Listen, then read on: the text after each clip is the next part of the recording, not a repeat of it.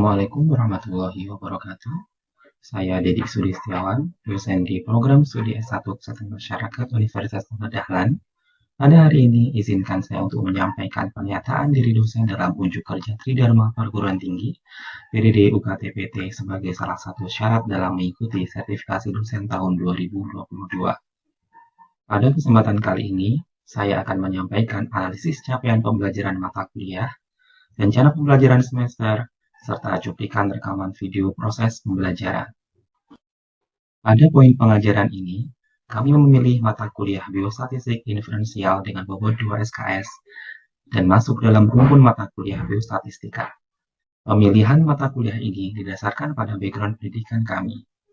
Mata kuliah Biostatistik Inferensial diselenggarakan bertujuan untuk membekali mahasiswa agar mampu mengkaji secara komprehensif konsep biostatistik inferensial dalam penelitian kesehatan masyarakat, serta mengaplikasikannya dalam pengkajian dan pemecahan masalah kesehatan masyarakat.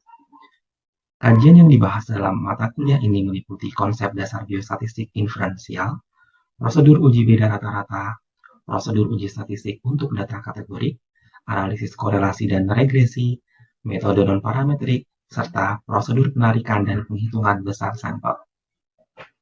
Adapun capaian pembelajaran mata kuliah yang ditetapkan untuk mendukung capaian pembelajaran lulusan program studi S1 Kesehatan Masyarakat yang dibebankan pada mata kuliah Biostatistik Inferensial adalah sebagai berikut.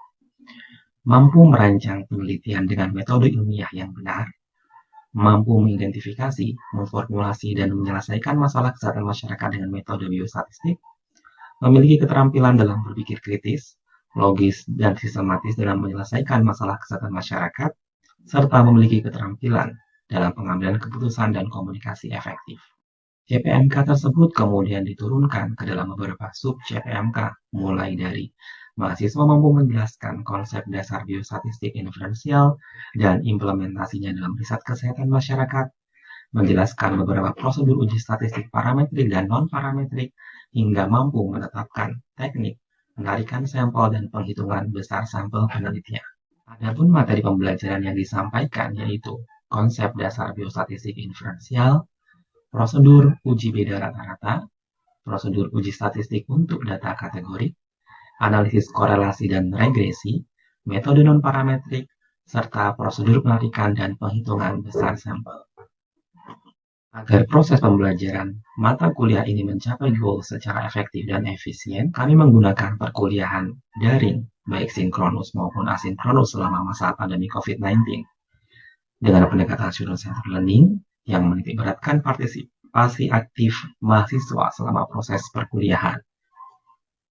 Pada mata kuliah ini, kami menggunakan model pembelajaran langsung dengan metode expository dan brainstorming, serta model cooperative learning dengan metode diskusi kelompok. Untuk mewujudkan sistem penilaian yang akuntabel, kami menetapkan beberapa bentuk evaluasi pembelajaran, mulai dari ujian akhir semester, ujian tengah semester, tugas atau kuis, serta kehadiran. Kami menggunakan rubrik penilaian sumbang saran, diskusi kelompok, serta pre dan post test sebagai alat untuk memberikan penilaian keterlibatan mahasiswa dalam proses pembelajaran selain UTS dan UAS. Berikut adalah contoh matriks rencana pembelajaran semester yang kami gunakan, serta contoh satuan acara perkuliahan yang kami lakukan menggunakan platform Zoom. Berikut adalah cuplikan video proses pembelajaran yang kami lakukan menggunakan platform Zoom.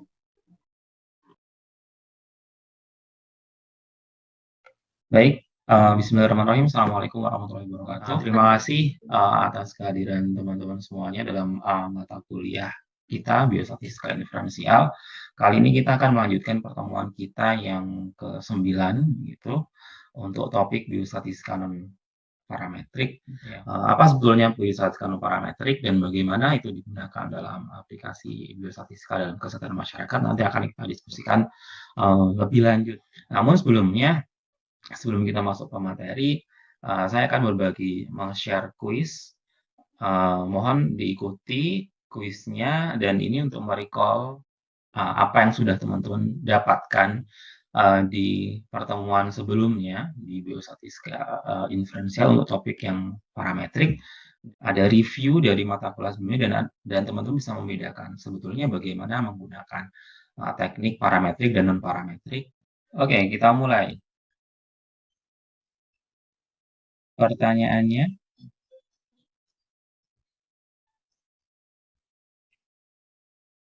oke, terima kasih banyak teman-teman yang sudah mengerjakan kuisnya.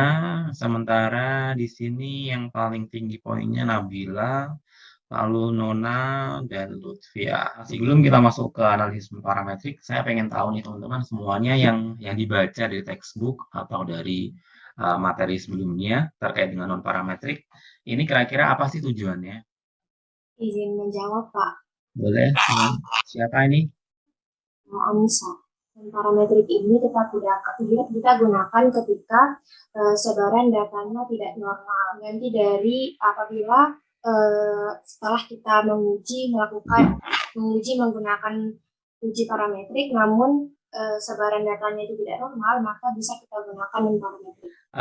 Jadi tadi betul inti dari yang disampaikan. Kalau kita menggunakan parametrik, artinya asumsi yang ada di pengujian hipotesis menggunakan pendekatan parametrik itu bisa dipenuhi. Artinya apa?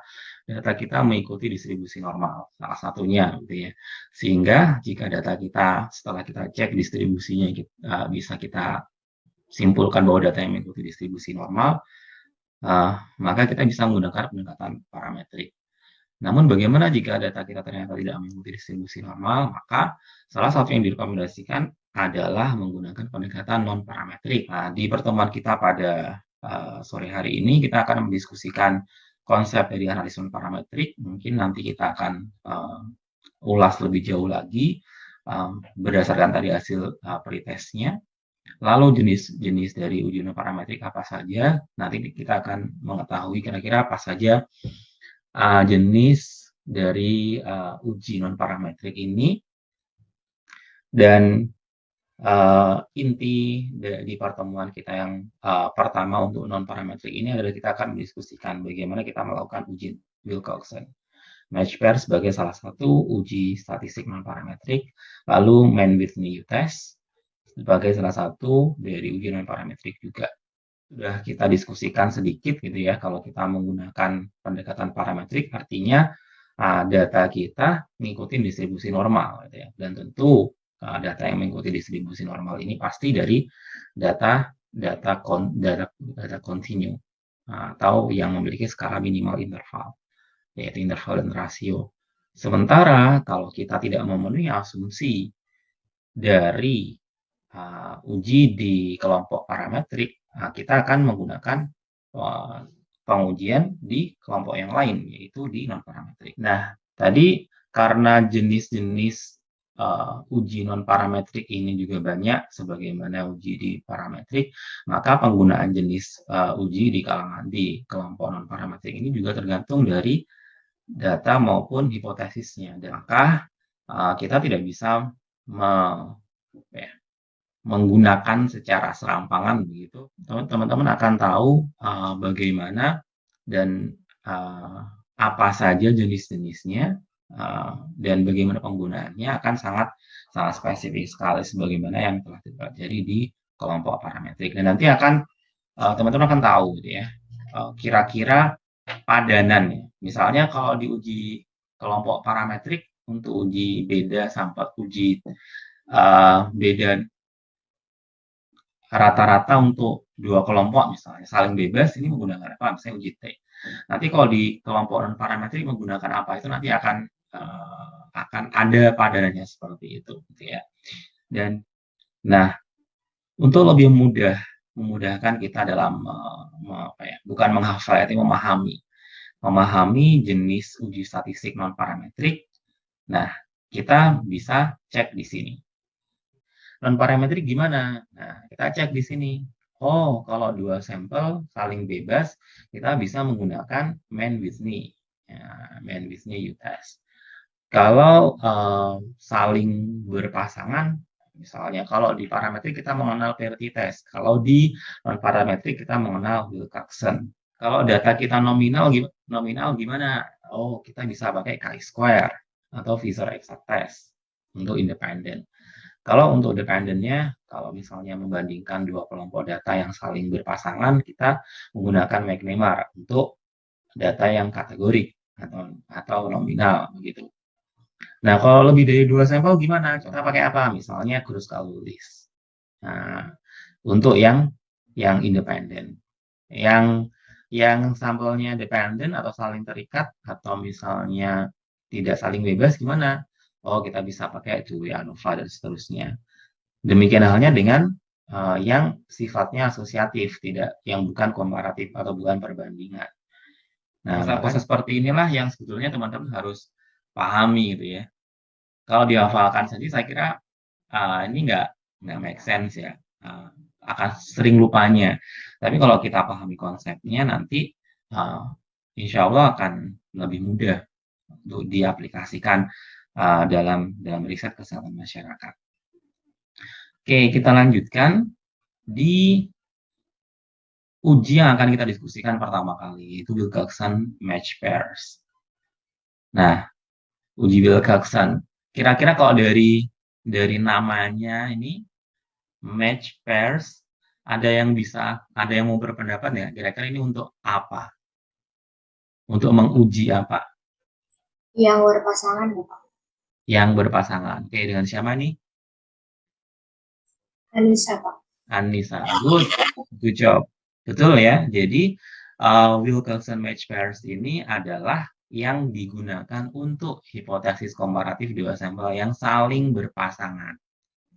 Saling berpasangan itu seperti apa? Contohnya tadi kalau kita punya kita ukur nih, oh rata-rata misalnya berat badan balita berapa sebelum dikasih intervensi gizi misalnya. Oh rata-ratanya adalah sekian untuk umur 2 tahun misalnya. Lalu setelah diintervensi gizi, ditimbang lagi berat badannya. Oh ternyata rata-ratanya sekian misalnya.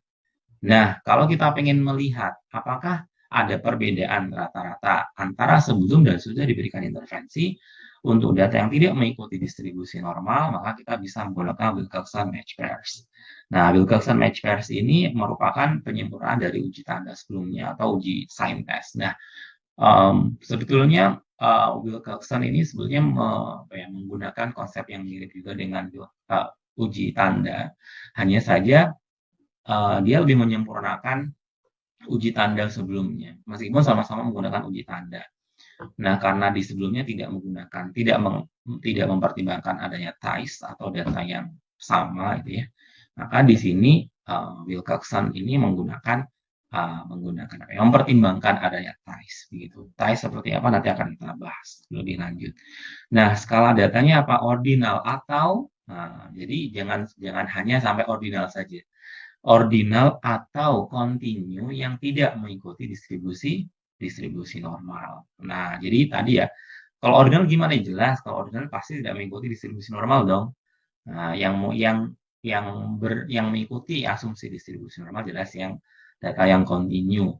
Kalau yang ordinal ini jelas tidak mengikuti distribusi normal. Maka di sini tadi yang teman-teman perlu ingat adalah ordinal atau data numerik atau kontinu yang tidak mengikuti distribusi normal.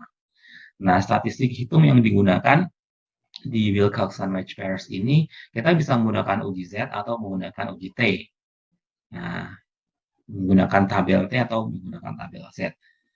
Nah, dengan formula seperti ini, untuk kita menggunakan T hitung atau Z hitung ya.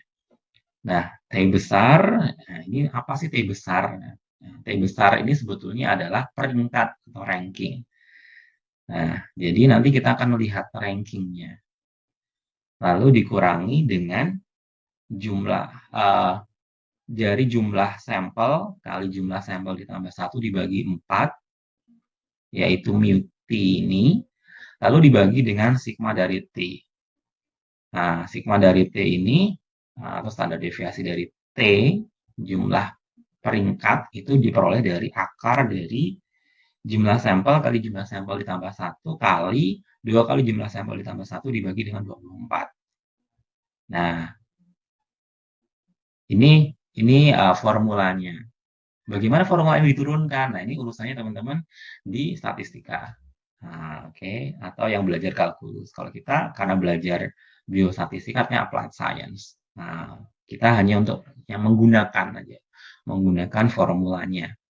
Nah, kita menggunakan pendekatan Z kalau sampel kita rasa lebih besar sampelnya. Contoh misalnya kita punya ribuan sampel atau misalnya ratusan sampel. Kalau misalnya kita hanya punya 15 atau di bawah 30, kita sarankan menggunakan uji T yang lebih lebih bagus presisinya. Oke, contohnya seperti ini. Nah, suatu penelitian dilakukan untuk mengetahui apakah ada pengaruh pelatihan gizi bagi kadar posyandu terhadap pengetahuan gizi kadar posyandu. Dilakukan penelitian terhadap 15 orang kader yang mana skor pengetahuan sebelum dan sesudah intervensi disajikan dalam tabel berikut ini. Nah, ini tadi istilahnya adalah kita pengen tahu nih, ada nggak sih uh, perubahan pengetahuan? Ada nggak sih perubahan pengetahuan menjadi lebih bagus sebelum diintervensi tentang gizi dan sudah diintervensi tentang gizi? Nah, data kita kumpulkan dari 15 orang yang misalnya kita melakukan apa pengabdian masyarakat misalnya. Kita tes dari 15 orang ini sebelum kita kasih penyuluhan misalnya. Oh, ternyata si A skornya 70, si B skornya 75, dan seterusnya. Sampai si orang ke-15 ini skornya 81 misalnya. Nah, lalu kita kasih intervensi. Kita kasih penyuluhan misalnya. Tentang pengetahuan gizi. Lalu dites lagi sudah itu. Rata-ratanya, lalu kita hitung nanti. Nah, misalnya kita kumpulkan. Oh, si A dapat 80, si B 85 dan seterusnya sampai orang ke-15 atau 90. Nah, data yang seperti ini atau kondisi seperti ini kita bisa analisis menggunakan uji Wilcoxon-Sandring test kalau data kita tidak mengikuti distribusi normal. Nah, kita asumsikan data kita ini tidak mengikuti distribusi normal. Nah, sehingga kalau data kita tidak mengikuti distribusi normal, kita bisa lakukan pengujian hipotesis menggunakan non-parametrik, yaitu Wilcoxon-Sandring test. Langkah-langkahnya seperti apa? Sama seperti yang biasanya kita lakukan. Kita harus formulasikan hipotesisnya terlebih dahulu. Hipotesis nolnya apa, hipotesis alternatifnya apa, dan seterusnya sehingga kita bisa tahu arah dari pengujian hipotesisnya seperti apa. Misalnya kita formulasikan hipotesisnya seperti ini. Tidak ada perbedaan skor pengetahuan kadar posyandu sebelum dan sudah pelatihan, dan alternatifnya ada perbedaan skor pengetahuan kadar posyandu sebelum dan sudah pelatihan. Kira-kira ini kalau dari bunyi hipotesisnya arahnya satu sisi atau dua sisi? Ada yang mau berpendapat? Bunyi hipotesis Dua seperti sisi bukan, Pak? berapa? Dua. Dua sisi dengan siapa ini? Soalnya. Oke, good. Nah, betul sekali. Dua sisi. Nah, karena kita tidak memperhatikan arahnya. Nah, arahnya tidak kita perhatikan. Jadi, kalau kita hanya pengen tahu ada atau tidak perbedaan, ya, kita tidak fokus pada mana yang lebih baik, ya, mana yang lebih buruk misalnya, maka kita menggunakan pengujian hipotesis di dua sisi atau two tail. Lalu berikutnya kita tentukan alfanya. Nah, karena hipotesisnya dua arah ya tadi ya, sehingga alfanya dibagi dua. Jadi, masih ingat ya, dua sisi ya. Nah, dua sisi kanan dan sisi kiri gitu ya. Soalnya, kalau dulu masih ingat kan teman-teman dua sisi. Kalau menggunakan uji hipotesis di dua sisi, artinya kan ada detailnya ini ya, zona penolakan hipotesisnya ada di ekornya masing-masing. Gitu ya. Kalau kita menggunakan 5%, artinya apa? Yang di satu sisi ini 2,5%, di sisi yang lain juga 2,5%. Nah, begitu ya. Sehingga kalau di total 5% atau 0,05. Nah, itu harus diingat. Nah, harus diingat karena nanti akan beda nanti teman-teman melihat di tabelnya. Nah, kalau nggak hati-hati nanti bisa keliru menyimpulkan. Nah, jadi nanti bisa keliru menyimpulkan. Jadi supaya lebih teliti, silakan dicermati. Dicermati bunyi hipotesisnya seperti apa. Apakah satu sisi ataukah dua sisi. Oke, lalu berikutnya adalah kita lakukan penentuan kriteria pengujiannya. Nah, seperti biasa. Hipotesis nol akan kita tolak jika nilai statistik hitung kita lebih besar daripada statistik yang ada di tabel. Nah, kalau kita lihat di tabel T, karena sampel kita kecil-kecil ya tadi ya.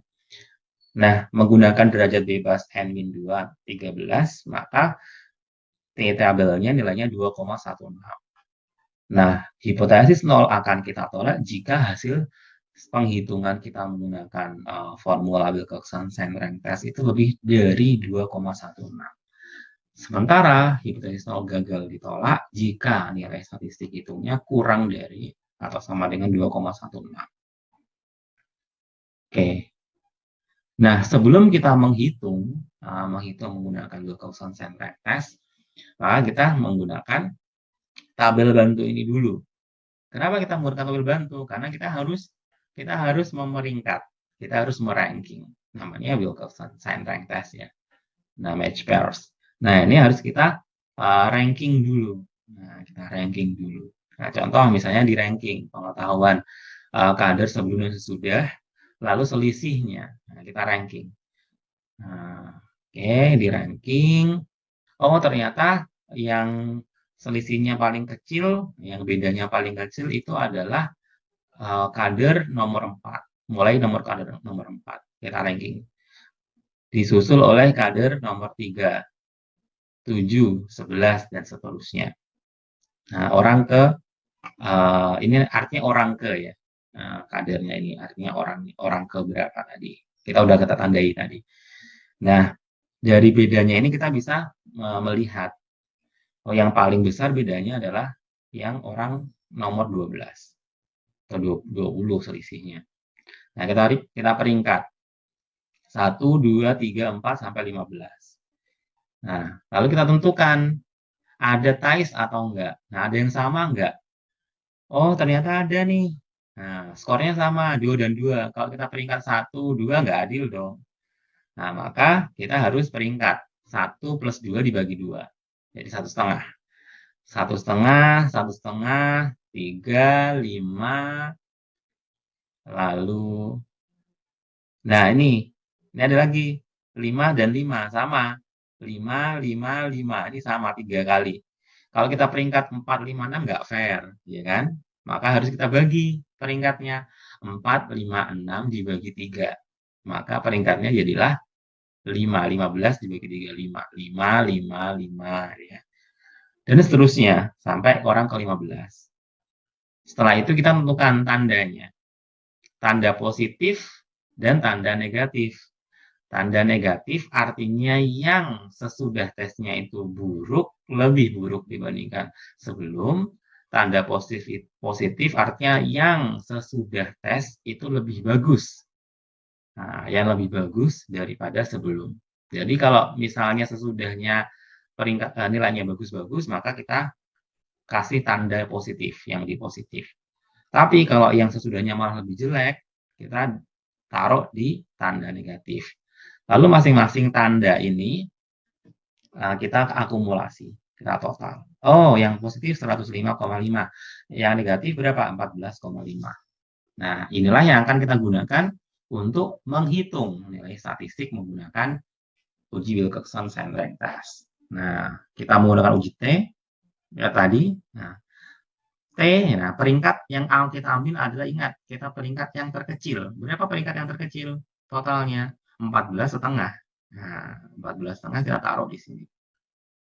14,5 dikurangi jumlah sampelnya 15 kali 15 ditambah 1 dibagi 4 akar dari, nah ini standar deviasi dari T peringkat tadi. Dari mana?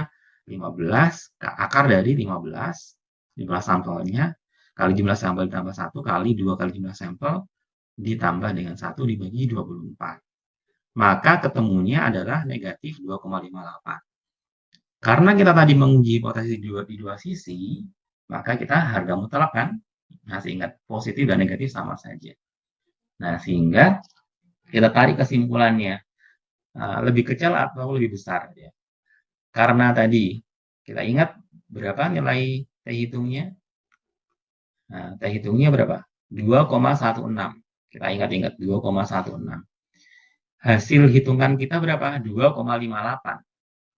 Nah, berarti kesimpulannya adalah hipotesis nolnya ditolak. Artinya apa? Ada perbedaan skor pengetahuan yang bermakna antara sebelum dan sesudah pelatihan. Secara tidak langsung kita bisa menyimpulkan bahwa pengaruh pelatihan gizi bagi kader posyandu terhadap pengetahuan gizi posyandu itu positif dalam meningkatkan tingkat pengetahuan dari kader. Iya, karena tadi kalau kita lihat kalau kita rata-rata skor yang lebih bagus ada di setelah intervensi, ya kan? Nah, oke. Sampai di sini teman-teman ada yang mau ditanyakan atau didiskusikan sebelum kita masuk ke uji main with me? Izin bertanya, Pak. Oke, silakan sebutkan nama. Anissa. Oke, Anissa. Silakan Anissa. Iya, tadi yang di contoh yang main with me itu kan jumlah responden antara kelompok yang dilatih dengan yang tidak dilatih itu berbeda, Pak. Apakah Betul. itu tidak berpengaruh terhadap perhitungannya dengan kelompok yang sama gitu? Maksudnya Betul. antara kelompok 1 dan kelompok 2 itu sama jumlah respondennya. Betul. Oke, terima kasih Anissa pertanyaannya. Ini terkait dengan kelompok. Jumlah kelompoknya tidak sama. Nah, ini sebagaimana yang di pengujian, mungkin sebelumnya sudah pernah belajar yang parametrik ya. Di parametrik juga tidak mengharuskan jumlah kelompok yang diperbandingkan itu harus sama atau tidak. Jadi boleh tidak harus jumlah responden atau jumlah anggota di kelompok 1 dan kelompok 2 itu sama, tidak harus. Tapi kalau yang di uji T sampel berpasangan atau misalnya di ujian match pairs, otomatis ya harus sama dong karena orang yang diamati kan sama, ya kan? Nah, orang yang diamati sama. Sementara kalau yang di kelompok yang uji T sampel bebas, sampelnya saling bebas, itu kan nanti kan konsepnya akan menghitung rata-rata ya, rata-rata yang ada di kelompok itu. Yang satu lagi rata-rata yang ada di kelompok yang lain. Sehingga kalaupun itu nanti berbeda jumlah orangnya, itu sebenarnya tidak masalah. Nah, jadi gitu ya. Jadi boleh saja jumlah kelompok yang satu itu lebih sedikit daripada jumlah kelompok yang kedua misalnya, tidak masalah. Oke, sudah selesai ya. Nah, ini kira-kira rata-ratanya 70% nih, ini udah bagus lah. Tadi cuma setengahnya ya, 30-an ya, 35-an ya. Mungkin itu yang bisa saya sampaikan. Wassalamualaikum warahmatullahi wabarakatuh. Demikian yang bisa kami sampaikan untuk penjelasan mata kuliah biostatistik inferensial dalam pernyataan diri dosen dalam unjuk kerja Tridharma Perguruan Tinggi PDD UKTPT. Kurang dan lebihnya kami mohon maaf. Wassalamualaikum warahmatullahi wabarakatuh.